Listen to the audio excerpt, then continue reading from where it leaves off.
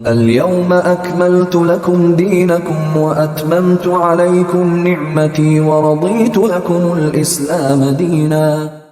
اعوذ باللہ من الشیطان الرجیم، بسم اللہ الرحمن الرحیم۔ گزشتہ درس میں عرض کیا تھا کہ اہل کتاب کا ذبیحہ مسلمانوں کے لیے حلال ہے۔ یہ اس لیے حلال کیا گیا کہ اہل کتاب بے شک اپنے دین سے ہٹ گئے ہیں، لیکن ذبح کے حوالے سے اب بھی وہ اس بات کے قائل ہیں کہ اللہ کا نام لے کر جانور کو ذبح کیا جائے۔ اگر اللہ کا نام لیے بغیر ذبح کیا جائے تو یہ ان کے ہاں حلال نہیں ہے، اور ظاہر ہے کہ یہ اسی وقت ہوگا جب کہ اہل کتاب اپنے دین پر عمل پیرا ہوں۔ اگر وہ خدا کو یا مذہب کو مانتے ہی نہیں ہیں، محض مردم شماری کے طور پر یہود و نصارہ ہیں، تو ان کے ذبیحے کی یہ بات نہیں ہے۔ وہ واقع میں اپنے مذہب کو مانتے ہوں، اس پر عمل کرتے ہوں، تو پھر ان کا ذبیحہ جائز ہوگا، وگرنہ ان کا ذبیحہ جائز نہیں ہوگا۔ اور اہل کتاب کے علاوہ باقی جتنے بھی غیر مسلم ہیں، چاہے کسی طبقے سے تعلق رکھتے ہوں، ان کا ذبیحہ مسلمانوں کے لیے جائز نہیں ہے۔ والمحصنات من المؤمنات، اور اسی طرح مسلمان عورتوں میں سے پاک دامن عورتیں، والمحصنات من الذین اوتوا الکتاب من قبلکم، اور اہل کتاب کی پاک دامن عورتیں یہ بھی تمہارے لیے حلال ہیں۔ چنانچہ اہل کتاب یہود و نصارہ، جیسا کہ پہلے عرض کیا کہ اگر واقع میں وہ اپنے مذہب کو مانتے ہیں اور اس پر عمل کرتے ہیں تو ان کے نکاح کا طریقہ مسلمانوں کے طریقے کے مطابق ہے۔ گواہوں کی موجودگی، ایجاب و قبول، یہ ساری چیزیں ان کے مذہب میں بھی لازمی ہیں، تو اس لیے ان کے ساتھ نکاح کی اجازت دی گئی ہے۔ اور اگر وہ مذہب سے بالکل لا تعلق ہیں، جیسا کہ آج کل اکثر لوگ ایسے ہی ہیں، تو پھر ان کے ساتھ نکاح درست اور صحیح نہیں ہوگا۔ اور پھر حضرت عمر رضی اللہ تعالیٰ عنہ کے زمانے میں جس وقت شام، لبنان وغیرہ یہ علاقے فتح ہوئے، جس میں رومی اکثر لوگ آباد تھے اور یہ عیسائی مذہب کے پیروکار تھے، تو بعض صحابہ کرام نے اہل کتاب خواتین کے ساتھ نکاح کیا، تو حضرت عمر رضی اللہ تعالیٰ عنہ نے ان کو سختی سے اس بات سے منع کیا اور کہا کہ ان کے ساتھ نکاح نہ کرو۔ اور حضرت عمر رضی اللہ تعالیٰ عنہ نے جن جن حضرات کو منع کیا، اس کی عام طور پر دو وجہیں بیان کی جاتی ہیں۔ ایک یہ کہ اگر تم غیر مسلم خواتین کے ساتھ نکاح کرو گے تو پھر مسلمان عورتوں کا کیا بنے گا؟ ظاہر ہے کہ ان کو بھی نکاح کی ضرورت ہے، تو ان کے لیے مسائل کھڑے ہوں گے اور پریشانی پیدا ہوگی۔ اور دوسری وجہ اولاد کے اندر ماں کا اثر ظاہر ہونا، تو یقیناً ایسے ہی ہے کہ عام طور پر ماں کا اثر اولاد پہ جتنا زیادہ ہوتا ہے، والد کا اثر اتنا نہیں ہوتا، اس لیے کہ ہر وقت وہ ماں کے ساتھ رہتی ہیں۔ تو جب ماں ان کی تربیت اسلامی بنیادوں پر نہیں کرے گی تو قوی امکان ہے کہ اولاد ہاتھ سے نکل جائے۔ چنانچہ تاریخ ہمارے سامنے ہے، واقعات، مشاہدات ہمارے سامنے ہیں کہ جو لوگ بھی اہل کتاب خواتین سے نکاح کرتے ہیں تو عام طور پر اولاد ہاتھ سے نکل جاتی ہے اور آگے نسل میں مسلمان ہونے کا امکان نہ ہونے کے برابر ہو جاتا ہے۔ اس لیے حضرت عمر رضی اللہ تعالیٰ عنہ نے ان دو وجہوں سے منع فرمایا۔ چنانچہ حضرت حذیفہ رضی اللہ تعالیٰ عنہ نے خط لکھا کہ میں نے نکاح کیا ہے، میرے بارے میں کیا حکم ہے؟ تو حضرت عمر رضی اللہ تعالیٰ عنہ نے یہ فرمایا کہ میرا خط پہنچنے کے بعد اس کو پڑھ کے رکھنے سے پہلے پہلے اس کو طلاق دے دو،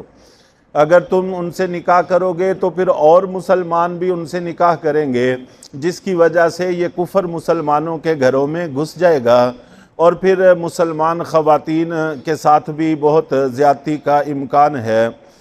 اور اس کے علاوہ اور بھی کئی سارے صحابہ کرام کے واقعات احادیث کی کتابوں میں منقول ہیں۔ تو حضرت عمر رضی اللہ تعالیٰ عنہ نے اس سے منع کیا،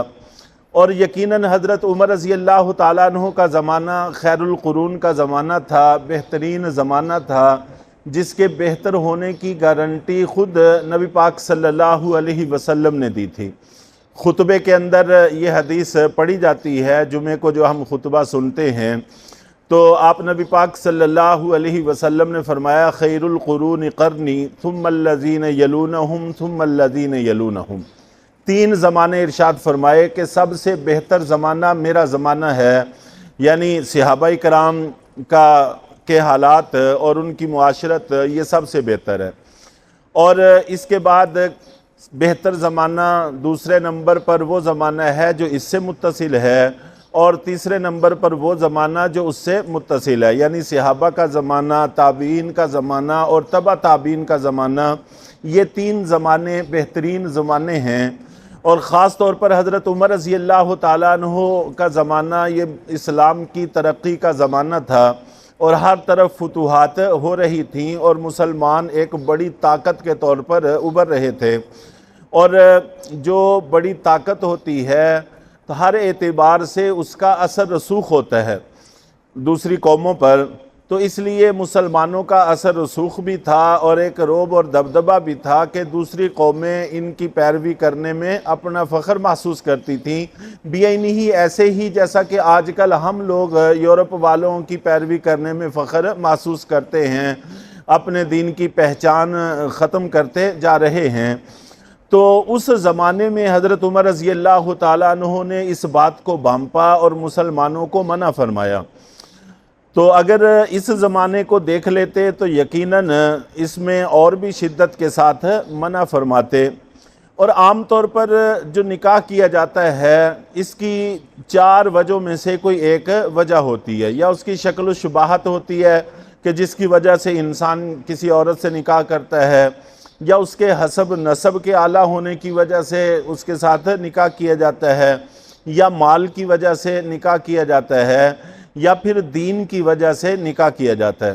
چنانچہ دین سب سے اہم چیز ہے، اسی کو ترجیح دینی چاہیے، یہ دنیا میں بھی کام آنے والی چیز ہے اور آخرت میں بھی کام آنے والی چیز ہے، اور اولاد اور نسل کے بقا کی بھی علامت ہے کہ وہ دائرہ اسلام کے اندر باقی رہتی ہے۔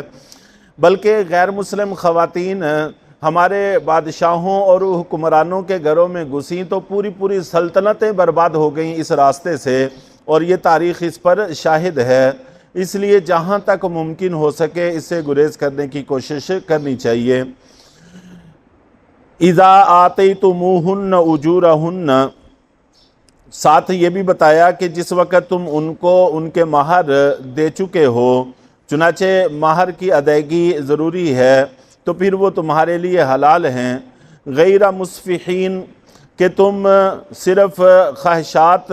پوری کرنا مقصود نہ ہو، ولا متخذی اخدان، اور نہ ہی خفیہ آشنائی مقصود ہو۔ تو نکاح کے بغیر تعلقات اور خفیہ تعلقات اس سے بھی ہمیں منع کیا گیا ہے۔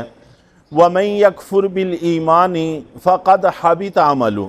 کہ غیر مسلموں کے ساتھ، یہود و نصارہ کی خواتین کے ساتھ نکاح کی اجازت دی گئی ہے، لیکن ایسا نہ ہو کہ تم اپنے ایمان کو ہی داؤ پہ لگا دو۔ تو کتنے ہی ایسے لوگ جو دیندار، اچھے خاصے نمازی، روزے دار، لیکن بعد میں رفتہ رفتہ وہ دین سے بہت دور ہٹ گئے۔ تو بتایا گیا کہ جس شخص نے انکار کیا ایمان سے، سو تحقیق اس کا کیا دھرا سب غارت ہو گیا، ضائع ہو گیا۔ تو اگر ایمان ہی چلا گیا تو سارے نیک اعمال برباد ہو جاتے ہیں۔ وَهُوَ فِي الْآخِرَةِ مِنَ الْخَاسِرِينَ، اور یہ شخص آخرت میں گھاٹا اٹھانے والوں میں شامل ہوگا۔ تو اس لیے صرف نکاح کے معاملے میں غیر مسلموں کے ساتھ اپنے ایمان کو اگر داؤ پہ لگا دیا تو آخرت میں سراسر نقصان والوں میں شامل ہو جائیں گے۔ اس لیے اس سے جہاں تک گریز ممکن ہو گریز کرنا چاہیے۔ اللہ تعالی ہم سب کو عمل کی توفیق عطا فرمائے۔